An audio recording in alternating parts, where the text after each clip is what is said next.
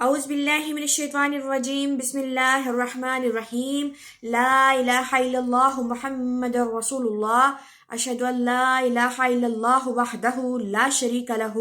واشہد ان محمدا عبدہ ورسولہ اللہم صلی علی محمد وعلی آل محمد کما صلیت علی ابراہیم وعلی آل ابراہیم انکا حمید مجید اللہم بارک علی محمد وعلی آل محمد کما بارکت علی ابراہیم وعلی آل ابراہیم انکا حمید مجید۔ اکثر ہم بات کرتے کرتے کچھ ایسا ایڈ کر جاتے ہیں جو کہ جھوٹ ہوتا ہے۔ اب جو شخص نبی پاک صلی اللہ علیہ وسلم پر جھوٹ باندھے تو وہ کیسا گنہگار ہے، ذرا ہم بھی اپنی تشخیص کرتے جائیں کہ ہم سے اب یہ روایات ہیں کہ ہم سے علی بن جعد نے بیان کیا، کہا ہم کو شبہ نے خبر دی، کہا مجھ کو منصور بن معتمر نے خبر دی، کہا میں نے ربی بن خراش سے سنا، وہ کہتے تھے کہ میں نے حضرت علی رضی اللہ تعالی عنہ سے سنا تھا، کہتے تھے حضرت صلی اللہ علیہ وسلم نے فرمایا دیکھو مجھ پر جو جھوٹ نہ باندھنا،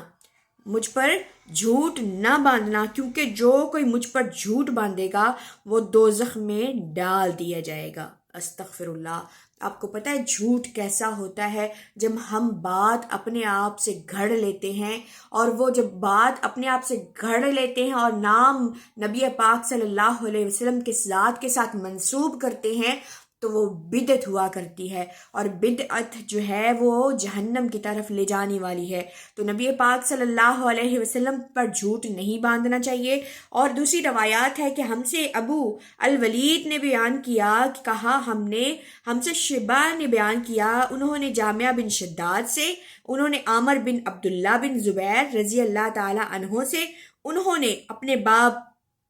عبداللہ بن زبیر سے، انہوں نے اپنے باپ حضرت زبیر رضی اللہ تعالی عنہ سے کہا میں تم کو حضرت صلی اللہ علیہ وسلم کی احادیثیں فلاں فلاں شخصوں کی طرح بیان کرتے نہیں سننا۔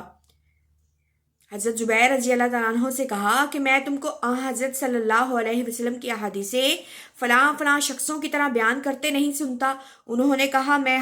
حضرت سے جدا نہیں رہا کہ آپ صلی اللہ علیہ وسلم کی حدیثیں میں نے نہ سنی ہوں، لیکن میں نے سنا آپ صلی اللہ علیہ وسلم فرماتے تھے کہ جو کوئی مجھ پر جھوٹ باندھے وہ اپنا ٹھکانہ دوزخ میں بنا لے۔ استغفر اللہ۔ کہیں ہم تو ویسے نہیں ہیں، کہیں ہم تو احادیث مبارکہ جو خود سے بنا کر آقا صلی اللہ علیہ وسلم کے ساتھ منسوخ تو نہیں کر رہے۔ آئیے ہم اپنا معاہدہ کریں، اپنا جائزہ لیں۔ اور تیسری روایات یہ ہے، ہم سے ابو معمر نے بیان کیا، کہا ہم سے عبد الوارث نے بیان کیا، انہوں نے عبد العزیز سے، انہوں نے انس رضی اللہ تعالی عنہ نے کہا جو تم سے بہت سی حدیثیں بیان نہیں کرتا اس کی یہی وجہ ہے کہ حضرت صلی اللہ علیہ وسلم نے فرمایا جو کوئی جان بوجھ کر مجھ پر جھوٹ باندھے وہ اپنا ٹھکانہ دوزخ میں بنا لے۔ بات تو وہیں پر رپیٹ ہو رہی ہے کہ نبی اکرم صلی اللہ علیہ وسلم نے ہمیں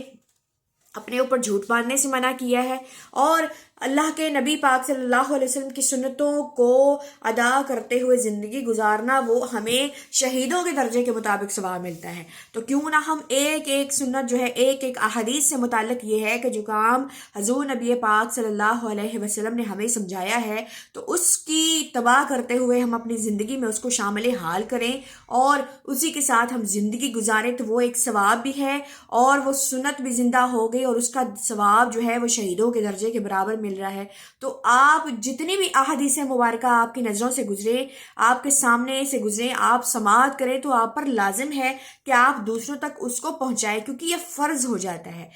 حضرت صلی اللہ علیہ وسلم نے ہمیں سختی سے منع کیا ہے کہ مجھ پر جھوٹ نہ باندھو، یعنی میرے نام سے منسوب کر کے کوئی ایسی بات نہ کرو جو بدعت کہلائے، اور اللہ کے نام کے ساتھ بھی کوئی نہ اپنی بات جوڑ کر اللہ کی طرف منتخب نہ کرو، اللہ تعالیٰ کے ساتھ نہ جوڑو، یہ نہ ہو کہ تم جہنم میں ڈال دیے جاؤ۔ تو آج سے ہم اپنی اصلاح کریں گے کہ ہم نے کون سا کام اللہ کے محبوب اور اللہ کی اتباع کرتے ہوئے کرنا ہے تاکہ ہماری آخرت کی منزلیں آسان ہو سکیں۔ بظاہر تو ہم سارے ہی گنہگار ہیں، میں خود بھی بذات خود گنہگار ہوں، لیکن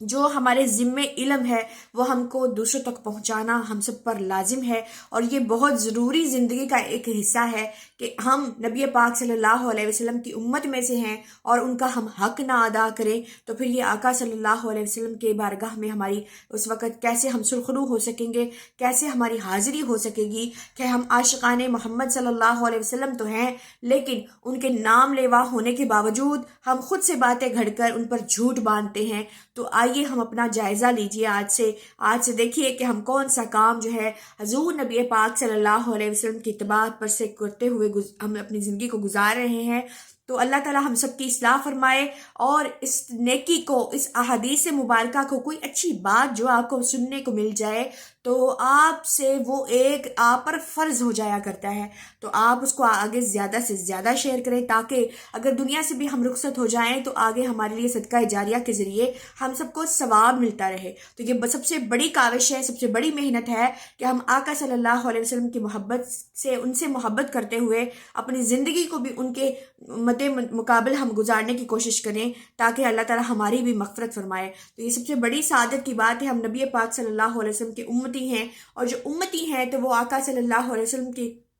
شفاعت سے ضرور بہرمند ہوں گے، آقا کی شفاعت ان پر ضرور واجب ہوگی۔ اللہ تعالیٰ کے محبوب صلی اللہ علیہ وسلم فرماتے ہیں کہ جس نے مجھ پر کثرت سے درود پڑھا تو میری شفاعت اس پر لازم ہے۔ تو ہم کیوں نہ آقا صلی اللہ علیہ وسلم کی بارگاہ میں اس وقت بھی اور ہر حال بھی ہم درود پاک پڑھتے رہیں۔ آپ کو پتہ ہے کہ جیسے ہم درود پاک پڑھتے ہیں تو اللہ تعالیٰ کے فرشتے بھی، اللہ بھی ہمارے ساتھ شامل حال ہوتے ہیں اور وہ بھی پڑھتے ہیں۔ کوئی کام اللہ تعالیٰ نے، پوری مملکیت کا کام اللہ نے سنبھالا ہوا ہے، لیکن اپنے ذمے ایک کام لیا ہے کہ وہ اپنے محبوب صلی اللہ علیہ وسلم پر درود پاک پڑھتے ہیں۔ تو جب ہم درود پاک پڑھتے ہیں تو ہمارے ساتھ اللہ اور اس کے فرشتے بھی شامل ہوتے ہیں، تو کیوں نہ ہم درود پاک مل کر ابھی پڑھیں، اور ہمارے ساتھ اللہ اور اس کے محبوب صلی اللہ علیہ وسلم اور اللہ اور اس کے فرشتے ہمارے ساتھ شامل حال ہو کر ہمارے ساتھ بھی درود پاک پڑھیں، تاکہ قیامت والے دن ہم لوگ اللہ کے سامنے اور اس کے محبوب صلی اللہ علیہ وسلم کے سامنے سرخرو ہو سکے۔ تو آئیے مل کر ایک بار درود پاک پڑھ کر آقا کی بارگاہ میں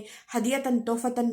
پیش کرتے ہیں، تاکہ ہماری آخرت بھی سنور سکے، اور ہمیں اللہ تعالیٰ ہمارے اس درود پاک پڑھنے سے ہماری 10 گناہ بھی معاف فرمائے، 10 درجے بھی بلند کرے، اور 10 محلات جنت میں بنا دے۔ اور اس کی تو اتنی برکتیں ہیں کہ اگر بتاتے جائیں تو ختم نہیں ہوتی۔ 10 پریشانیاں ختم ہوتی ہیں، مصیبتیں ٹلتی ہیں، پریشانیاں ختم ہوتی ہیں، اور دل کو سکون ملتا ہے، ذہنی سکون ملتا ہے۔ تو آئے ہم مل کر آقا صلی اللہ علیہ وسلم کی بارگاہ میں درود ابراہیم پڑھتے ہیں۔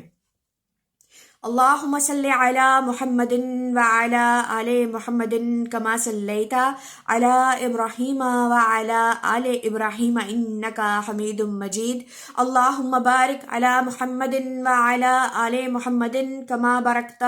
علی ابراہیم وعلی آل ابراہیم انکا حمید مجید۔ یا ارحم الراحمین، ہماری اس کاوش کو، ہمارے درود پاک پڑھنے کو، اور ہماری احادیث مبارکہ جو ہم نے سماع کی ہے، اور یا الہ العالمین ہم سب کی تمام تر دعاؤں کو یا اللہ اپنی بارگاہ میں قبول فرما لے، ہمیں آقا صلی اللہ علیہ وسلم سے محبت کرنے والا اور کرنے والیاں بنا دے۔ یا ارحم الراحمین، ہمیں اپنے در کے علاوہ دوسروں کا محتاج نہ فرما، قیامت والے دن آقا صلی اللہ علیہ وسلم کی شفاعت سے بہرمند فرمانا، اور نبی پاک صلی اللہ علیہ وسلم کے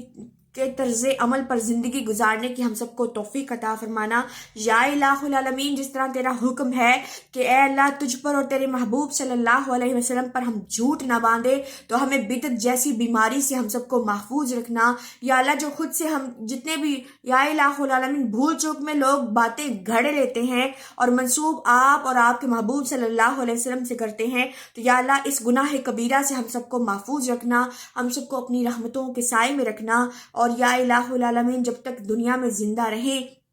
آپ کی اتباع اور آپ کے محبوب صلی اللہ علیہ وسلم کی اتباع کرتے ہوئے زندگی گزارے۔ یا اللہ دنیا کی آپ بھلائیاں اور آخرت کی بھی منزلیں ہمارے لیے آسان فرمانا، اور جو اس ویڈیو کو دیکھ رہا ہے، سن رہا ہے، درود پاک سن رہا ہے یا پڑھ رہا ہے، جو اس میں حصہ لے رہا ہے، یا اللہ جس طرح ہم دنیا میں اکٹھے ہو کر سنتے ہیں پاک پروردگار، اسی طرح ہم سب کو جنت الفردوس میں اعلیٰ مقام عطا فرما دینا۔ جو تیرا وعدہ ہے کہ جنتوں میں وہ تختوں پر تکیے لگائے بیٹھے ہوں گے، نہریں ہوں گی، باغ ہوں گے، ان کے ارد گرد نوکر ہوں گے، پوری کی پوری دنیا جتنے ان کے محلات ہوں گے، تو اللہ تعالیٰ پاک پروردگار ہم سب کو بھی ان سب میں شامل فرما دینا۔ آمین ثم آمین یا رب العالمین۔